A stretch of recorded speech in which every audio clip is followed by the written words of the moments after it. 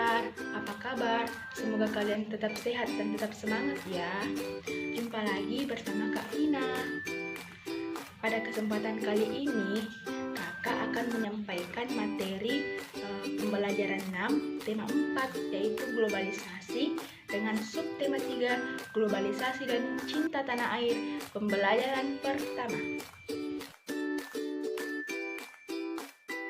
Namun, sebelum kita memulai pembelajaran pada hari ini, alangkah lebih baiknya kita berdoa bersama. Doa dimulai. Bismillahirrahmanirrahim. Allahumma inni as'aluka ilman nafi'an wa rizqan thayyiban wa amalan mutaqabbala. Rabbi zidni ilman warzuqni fahman. Amin. Selesai.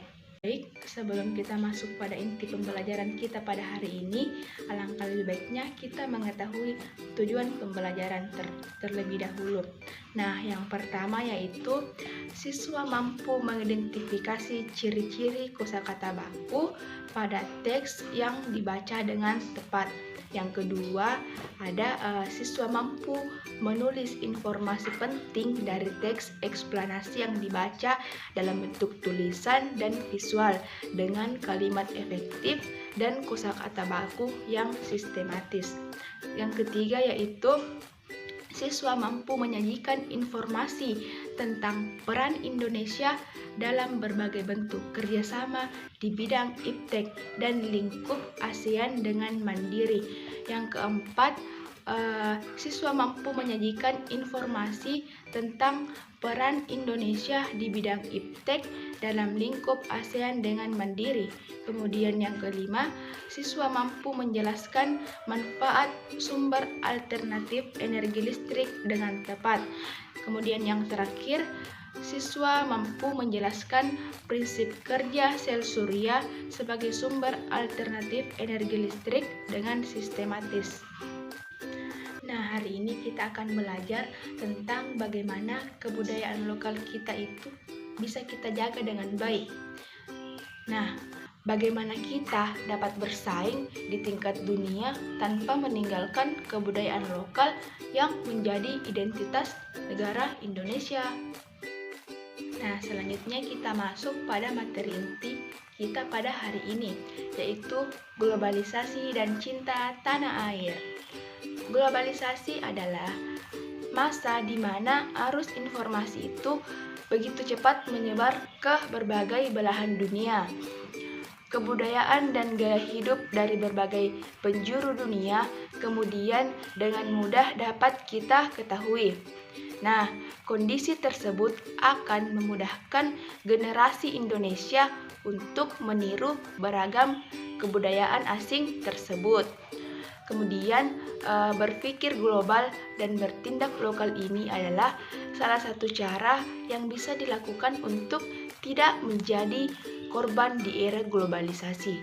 Sebagai bangsa Indonesia, kita harus melestarikan nilai-nilai luhur budaya kita yang kemudian digunakan untuk dapat bersaing di tingkat dunia. Bacalah teks eksplanasi ilmiah tersebut dengan teliti.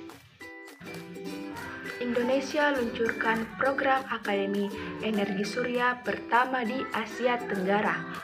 Departemen Teknik Elektro Fakultas Teknik Universitas Indonesia atau disebut dengan FTUI meluncurkan Solar Academy pertama di Asia Tenggara, yaitu institusi pendidikan dan pelatihan tenaga surya. Peluncuran ini ditandai dengan penyelenggaraan seminar Solar Energy for Out Future pada Selasa 24 Juli 2012 di Universitas Indonesia.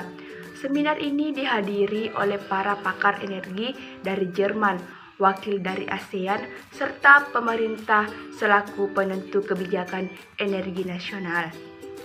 Seminar membahas tentang potensi perkembangan serta penggunaan energi terbarukan tenaga surya di Indonesia dan di Asia Tenggara. Indonesia dan negara-negara di Asia Tenggara merupakan negara yang kaya potensi sumber energi terbaru, khususnya tenaga surya. Namun, potensi pemanfaatan tenaga surya tersebut belum optimal. Sel surya merupakan lempengan tipis terbuat dari silikon yang dapat mengubah langsung cahaya matahari menjadi energi listrik. Lempengan sel surya tersebut diberi muatan positif dan muatan negatif. Nah, saat cahaya mengenai lempengan tersebut, kemudian akan memicu muatan positif untuk bertemu dengan muatan negatif, sehingga terjadilah arus listrik. Nah, saat ini penggunaan sel surya masih terbatas hanya dalam skala kecil, seperti pada barang-barang elektronik dan sebagai pembangkit listrik pada daerah-daerah yang masih sulit dijangkau oleh jaringan listrik. Nah, terbatasnya pengguna sel surya ini dikarenakan biaya untuk membuat lempengan silikon cukup tinggi. Kemudian dengan perkembangan teknologi diharapkan dapat ditemukan cara untuk meningkatkan efisiensi kerja dari sel surya tersebut. Pendirian Akademi Surya ini merupakan wujud nyata kepedulian UI yang diharapkan dapat menjawab permasalahan bangsa Indonesia mengenai krisis energi saat ini. Usaha mencari sumber energi alternatif yang bersih, tidak berpolusi, aman, dan dengan persediaan yang tidak terbatas sebagai pengganti bahan bakar fosil perlu terus diupayakan. Di antaranya adalah energi surya. Di era globalisasi ini, dengan adanya kebutuhan energi yang makin besar, penggunaan sumber energi yang beragam tampaknya tidak bisa dihindari. Nah, dalam teks eksplanasi tadi, tentunya adik-adik masih ingat bahwa teks eksplanasi itu terdiri dari topik masalah, deret penjelas, dan kesimpulan. Nah, adapun topik masalah pada teks eksplanasi tadi yaitu peluncuran solar akademi pertama di Asia Tenggara oleh Departemen Teknik Elektro Fakultas Teknik Universitas Indonesia atau FTUI. Kemudian yang kedua ada paragraf yaitu deret penjelas. Nah, yang pertama yaitu sel surya merupakan lempengan tipis berbahan silikon yang mampu mengubah cahaya matahari menjadi listrik. Yang kedua, lempengan sel surya yang telah diberi muatan positif dan negatif dapat menghasilkan listrik jika terkena cahaya. Kemudian yang ketiga, karena biaya pembuatan lempengan silikon cukup tinggi, membuat penggunaan sel surya masih kecil seperti pada peralatan elektronik atau sebagai sumber listrik di daerah yang belum dijangkau jaringan listrik. Nah, adapun paragraf ketiga yaitu simpulan. Nah, kesimpulannya yaitu pendirian Akademi Surya oleh UI diharapkan dapat menjawab masalah krisis energi akibat kebutuhan energi era globalisasi yang semakin besar. Sel surya dapat menjadi energi alternatif pengganti bahan bakar fosil karena bersih, aman, dan tersedia tanpa batas. Nah, ini tadi adalah penjelasan mengenai teks eksplanasi.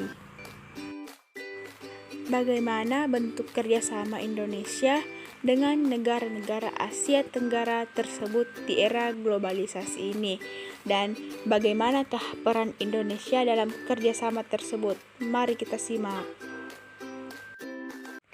Nah, adapun bentuk kerjasama dalam ilmu pengetahuan dan teknologi, yang pertama yaitu pembentukan ASEAN COS atau disebut dengan ASEAN Committee on Science and Technology. Yang kedua, mendirikan organisasi SEAMEO atau Southeast Asian Minister of Education Organization. Kemudian yang ketiga, mengadakan pertemuan ASEAN atau SCRIT. Yang keempat, memajukan ilmu pengetahuan dan teknologi ASEAN. Nah, adapun peran Indonesia dalam hubungan kerjasama dengan negara di Asia Tenggara dalam ilmu pengetahuan dan teknologi, yang pertama yaitu berperan dalam pembentukan ASEAN-COS. Yang kedua, menjadi anggota aktif SEAMEO. Yang ketiga, menjadi tuan rumah pertemuan SCRIT. Yang keempat, bersedia berbagai fasilitas antar negara anggota untuk perkembangan iptek. Kemudian yang terakhir, melakukan pertukaran pelajar. Nah, jadi ini adalah peran Indonesia dalam hubungan kerjasama dengan negara di Asia Tenggara. Di era globalisasi ini, semakin banyak teknologi canggih yang ditemukan. Hampir seluruh penemuan tersebut menggunakan energi, khususnya listrik. Akhir-akhir ini, pasokan listrik semakin berkurang akibat semakin menipisnya sumber energi untuk memproduksi listrik sebagai minyak bumi, gas, batu bara, dan panas bumi. Nah, salah satu cara yang dapat kita lakukan adalah mencari sumber alternatif yang bersih, aman, bebas polusi, dan selalu tersedia tanpa batas. Nah, salah satu bentuk energi alternatif tersebut adalah sel surya. Kamu telah membaca sedikit informasi tentang prinsip dasar dari cara kerja sel surya tersebut. Selanjutnya, mari kita lihat bagaimana cara kerja sel surya tersebut. Nah, jadi ini adalah cara kerja panel surya. Ketika panel surya itu terkena dengan cahaya matahari, maka muatan positif dan negatif pada lempengan silikon itu, panel surya di sini itu akan bertemu. Hal ini kemudian menghasilkan energi listrik. Listrik dari panel surya ini akan mengalir menuju electric control system. Nah, di dalam electric control system ini terdapat komponen berupa controller, baterai, dan inverter. Awalnya, listrik yang menuju electric control system ini akan masuk ke controller untuk diatur tegangannya. Nah, controller ini juga dapat berfungsi untuk memutus arus listrik ketika baterai sudah penuh. Nah, setelah dari controller, listrik ini kemudian disimpan pada baterai. Nah, ketika digunakan, listrik pada baterai ini akan mengalir dahulu ke intervaler untuk dinaikkan tegangannya menjadi 220 volt, sehingga dapat digunakan untuk mengoperasikan peralatan elektrik maupun elektronik. Nah, sekarang adik-adik dapat menggunakan beberapa jenis buah atau umbi-umbian sebagai sumber alternatif energi listrik. Nah, selanjutnya mari kita membuat arus listrik ini dari umbi-umbian tersebut. Mari adik-adik simak video selanjutnya. Nah, sekarang kita akan belajar membuat arus listrik dari kentang. Nah, adapun alat dan bahannya, yang pertama yaitu kentang, atau bisa juga diganti dengan lemon atau umbi-umbian yang lain. Kemudian yang kedua ada lampu LED atau lampu bahlom kecil. Kemudian yang ketiga ada kabel, yang keempat ada penjepit buaya, yang kelima ada lempengan tembaga, yang keenam ada lempengan seng. Kemudian yang ketujuh, untuk pengganti tembaga dan seng dapat digunakan isi dalam baterai yang biasanya berwarna hitam. Nah, adapun langkah percobaannya, yang pertama yaitu tusukkan lempengan tembaga dan seng ke dalam kentang mentah tersebut. Kemudian yang kedua, jepitkan kabel kepada lempengan tersebut dan hubungkan lampu yang ada. Kemudian yang ketiga, lihat nyala lampu yang terjadi.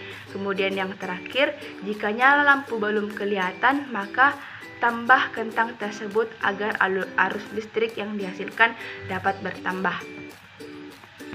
Nah, adapun kesimpulannya yaitu kentang ini mengandung cairan elektrolit yang dapat menghasilkan energi listrik sehingga lampu ini dapat menyala.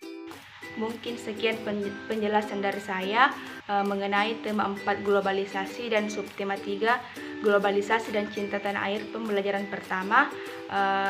Mungkin hanya itu yang dapat saya sampaikan. Sampai ketemu lagi di video pembelajaran berikutnya. Assalamualaikum warahmatullahi wabarakatuh.